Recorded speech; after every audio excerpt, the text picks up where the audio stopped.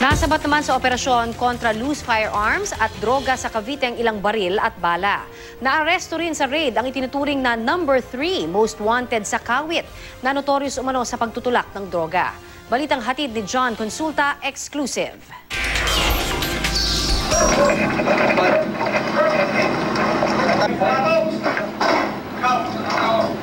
Sabay-sabay na sinalakay ng mga tauhan ng Provincial Public Safety Company, Mobile Patrol Unit, SWAT, at Provincial Intelligence Branch ng Cavite Police ang tatlong magkakahiwalay na target area sa Dato Ismael, Dasmariñas, Cavite.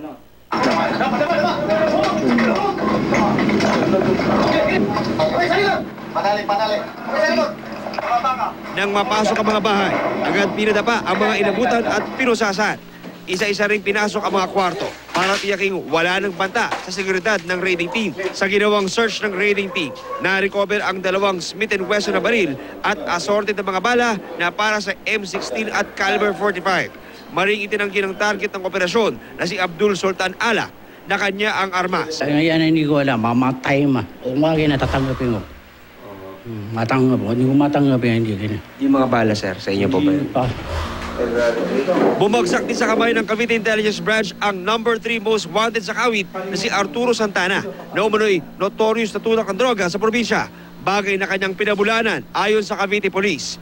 Mas pinaigting nila ang operasyon laban sa droga at loose firearms sa probinsya lalo pat papalapit na ang eleksyon.